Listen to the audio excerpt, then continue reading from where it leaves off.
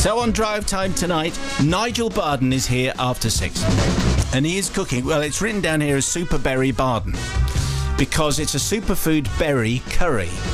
Ooh. Which sounds interesting. He texted me this morning saying it's a hot one. It really is quite a hot one, but he's bringing in some yoghurt for Rebecca. I know about this guy, the curry he's cooking, and I can tell you he is a genius. Okay. I'm very excited. Nigel's a genius. Nigel's a genius, but the recipe he's cooking is by a man who is a genius. All right, okay, that's coming up after 6 o'clock. Our confession tonight is called Hands Off, She's Mine. There's some spicy oldies, particularly. And wisdom of the day from Andy. Now, I don't know whether this is true, but he just says, what have you learnt in the last 24 hours? He says, drinking cider attracts wasps. And would that be one of the few drinks, alcoholic drinks, that would attract wasps? Nigel Barden is here, that's why I chose it, because he might be able to give us some kind of expertise. Well, they're very keen on scrumpy from my experience. Yeah, so if it's got some fruit in it, so the wasps are going to be beer, there. they love. Beer? Would they really? Yeah, love beer as well. Yeah, I mean, certainly cider-based, very good because of all the apples, but yeah, anything like that. What would be a wasp-repellent drink? Jack Daniels? No, it's something like tonic water with the quinine. They don't really like that, from my experience. So well, I'll stick to the tonic water then in future. That's maybe avoid. No, you have a gin in there, but maybe avoid the lime. By the way, Country Showstopper didn't get a chance to do this because we're running out of time before the news at 6 o'clock. Let me just give you the selection, and then we'll get the expertise of our assemble before we talk food. It's Bob Harris coming up after 7. You text country plus A, B, C or D to 88291. Option A is Olivia Newton-John, Banks of the Ohio. Option B is Charlie Pride, I Don't Know Why I Love You. Option C is Lady Antebellum, I Run to You. And option D is Crystal Gale, Don't It Make My Brown Eyes Blue. Nigel Barden, what would you have from that list? Oh, Don't It Make My Brown Eyes Blue. The old Crystal Gale tune, that's option D. What do you think, Rebecca? I agree with Nigel. Yeah, bit of Crystal. Brother Matt? I don't know why I love you, but I do. Charlie Pride. You bit of a Charlie And what Pride about fan. the song, Matt? Yeah. Texting country A, B, C or D to 88291. You have until 6:45. Let's talk food. What an astonishing array of stuff you've brought us. I have, Ali. I've missed you. I've been, you know. Actually, I nearly killed off Pauline last week. It was a chilly moment, and there was a lot of Celtic perspiration. What did you give her? I gave her crab cakes, but with a difference. And it was, but there were green chilies in there, and there are green chilies in this recipe. And in this recipe, it said 2 to 6 green chilies, and I've used 3, but I've only used the pith and pips of 1.5, and yet it still delivers. Now you're offering a Super Berry Barden, which you'll explain in just a moment. Now, one of the reasons we were doing Spice Oldies is because they've also announced apparently the hottest curry in Britain is at this restaurant in the West Midlands, and they use the Naga chili, which they say is not normally used in this country. No. And apparently, if you can finish this curry, you get it for free. Where does this register on that kind of scale? Oh, it's nothing like as hot as that. It's pretty hot, but it's nothing like as hot. But Naga, it is absolutely lethal. I'm thinking of the hottest one they've been able to grow is in Cornwall. They produce some hugely hot chilies down there. But after a while, it just goes against the taste, and if you can't taste the food, that's it. Basically, it's got to enhance it. Absolutely, there's no point in doing it. So otherwise. Explain how we've got this combination, because I've been saying you've got with superfood and berries and curry, which doesn't normally go together. No, it doesn't, and it's a good story behind it. Gurpreet Bains, much acclaimed author of Indian superfood, and basically he was born in England, but mum and dad, he's from a long family line of Punjabi farmers, and he was always fascinated by grub from an early age, and his mum and dad had a grocery store and then a fish and chip shop, and what he did, he turned part of that into a takeaway restaurant for his own Indian curries, but he was obviously pretty precocious. I mean, even before he was 21, he left England, travelled, visited Middle East, Asia, Pacific, a lot of time in Australia, went to Turkey where he set up a restaurant on the Mediterranean coast, and by 2005 he was in Istanbul, and by the time he returned to England he was carrying a little bit of extra, about 28 kilos, not luggage but on board his visit. 63 pounds or 4.5 stone. So to shed that lot, he decided to eat lots of fruit and veg, and he made low-fat versions of his favourite dishes, and he exercised, and it set him on the path of cooking with superfoods, and all his recipes in his book do list the qualities of the ingredients. And for instance, this one, it's actually going to give us nearly 3.5 times our recommended daily intake of antioxidants, which include antibacterial, antifungal, antiviral, anti-inflammatory, and analgesic, as in pain relief. So within all those ingredients, not say you need all that, but they are there with all the stuff that we're actually offering. What would be an antifungal food then? chili, cloves, coriander, garlic, ginger, nigella seeds, turmeric, and nigella seeds. So all the type of stuff you see around. Nigella seeds. Now these are called. I think they're actually called. Love in the Mist is this flower, and you can get it all over England. And it's got a little pod. There you go, and a rather beautiful blue flower. And this was picked yesterday. And inside the pod, it's got little black, tiny little black seeds. And these black seeds. There you go, are nigella seeds, or some people call them black onion. And what you do is you dry them out or roast them, and they're a key ingredient of Indian cuisine. Are they easy to find? Yeah, well, I didn't realise how easy they were to find as far as I saw them not only in our garden, but lots of other people's gardens. So there you go. Otherwise, you can get them in supermarkets. I was going to say, they're not in my garden. I know that. Okay, well... there's a trampoline and a shed. You never know, look under the shed. And a few toadstools, and there's none of that. Yeah, so no love in the mist. Rather than mids, but mist. But no, nigella seeds or black onion seeds are also sold as... All right, so tell us what we need to have ready to go if we want to make your super berry barden. Okay, it's cloves, fenugreek and nigella seeds, garlic, ginger, turmeric, green chilies, tomato puree, pomegranate, blueberry and acai smoothie, and then a skinned smoothie, but made from pomegranate, blueberry and acai berries, and the Amazonian berry, which is a much higher level of antioxidants than most other fruit in the world. Or this is I cook with it. You cook with it? Yeah, I've also brought it in to drink with it, and I've also brought some hibiscus juice as well, which is very, very good. And I've also brought, here you go, Rimon, this is Galilee, it's called. This is pomegranate port. So we've got some of that as well. My goodness me. So it's all going to go off. It's going to be an interesting melange, without doubt, for this Thursday. And is there meat? Yes, chicken. Yeah, but that's to say, it's skinless and bone chicken breast, which I've cut up and I've cooked, as I'll describe in a minute.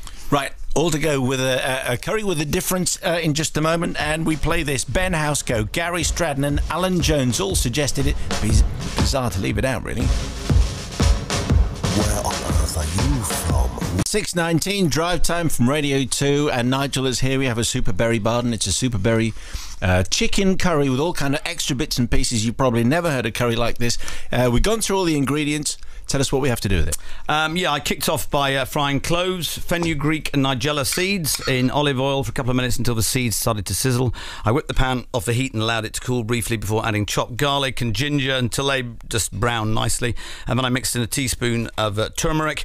Now, here's a real moment. As I added the chopped green chilies, as I say, and I used 3, but the pith and pips of 1.5, that's all. You can use up to 6. That would be very hot.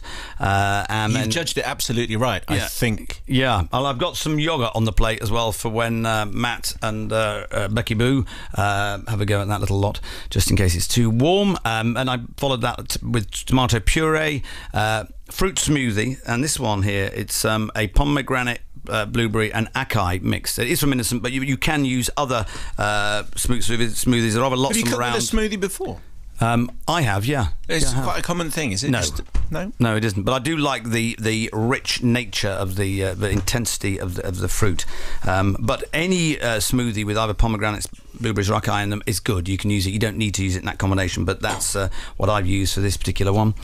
Matt's just starting to tuck in now. Yeah, and then I put a little bit of salt in, not too much, because it's all about health, these recipes. But we'll bring the lot to a rapid simmer. By now I'd chopped the chicken, which was skinless and boneless, into bite-sized pieces and add it to the mixture for a further 10 minutes simmering, by which time the meat is suitably tender. It was in my case. You can actually, because it was pretty warm, I actually added a bit more of a smoothie in there and just reduced it down a little bit more as well, just to take some of the edge off it. And then I garnished it with pomegranate seeds from a pomegranate which I've just broken open, and some chopped coriander, and also the pomegranate seeds is fascinating, because I've never seen a curry with pomegranate seeds on before, and it really makes a difference. It's just sharp enough to soften things down again, to cut through it. And I think that's really, it is the yin and yang element of this dish, that you need all that. And so there's yogurt on there if it gets too hot, and I've given you some naan bread as well, and with the rice, I've actually mixed in some ground cumin into the rice as well, just to give it a little bit of a hit. So there's lots of stuff going on there. As for the side dishes you could serve with it, apart from the ones I just mentioned, there could be okra, as in bindi, as in ladies' fingers, or spinach. They're great companions as well. But it is interesting with all this. It's called the ORAC value, the oxygen radical absorbance capacity. capacity for scientific measurement of the antioxidant capacity of superfoods and super spices. I'm learning an awful lot on the show today. A bit dar, mate. Absolutely. And to put it in perspective, green tea, which is very good for you, has 1,253, but the acai berry has nearly 103,000 of these. 103,000 what, remember? ORAC value per 100 grams. Right, dark chocolate has 21,000. Dry cocoa, 81,000. So very, very good for you. And ground chili, 24,000. So once you've got your head round all this, you can work out. And I know it's a book, but you've actually had a bit of a go at, haven't you, before, Rebecca? Yeah, Rebecca. We actually cook from this at least once a week. There you go. So it's and why do you do that? Because not only does it taste delicious, it also, rather than making you tired afterwards, which most curries you just want to lie on the floor, don't you, for a couple of hours, this makes you feel fantastic.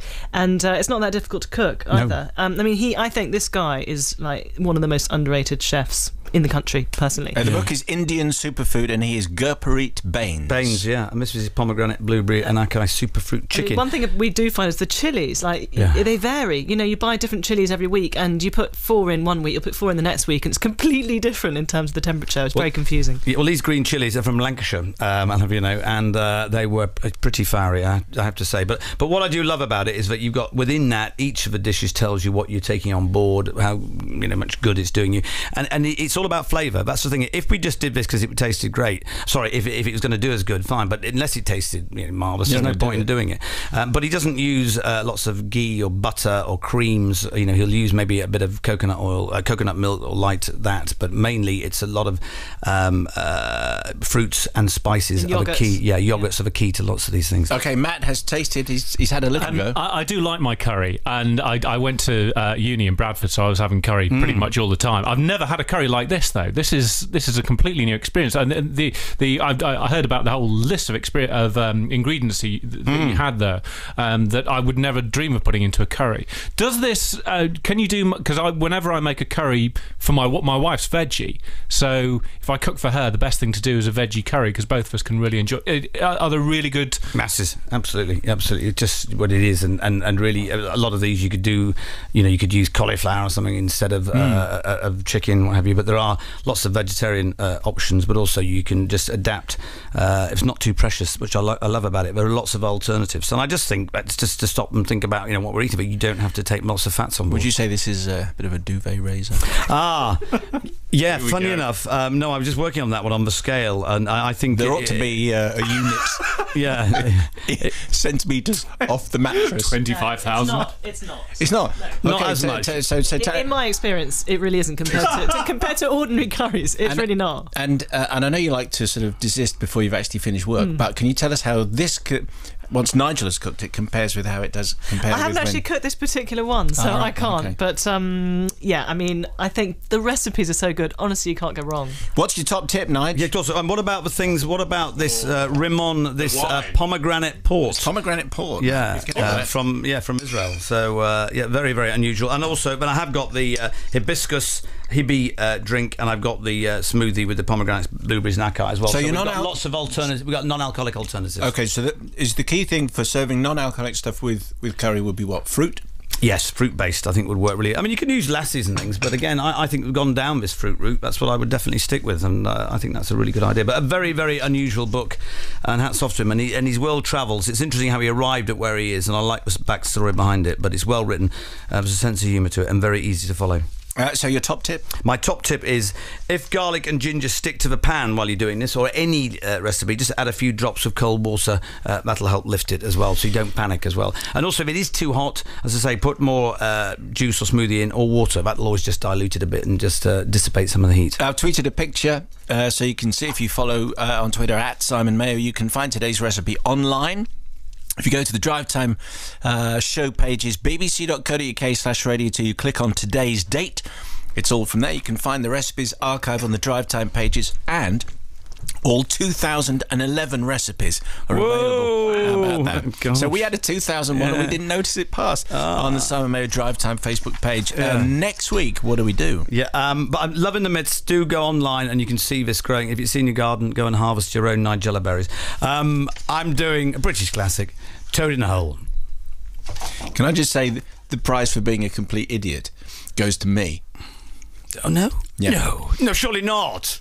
Apparently, it's all the recipes from 2011. I was thinking, surely he hasn't been doing this for that long. Well, I thought it might have been going back because Nigel was here when Chris was doing, so I thought maybe not that long ago. You've done 2000, but obviously it's like 400 years, something like that. It says all 2011 recipes. Plagiarism. I was starting to feel really depressed about how long I'd been at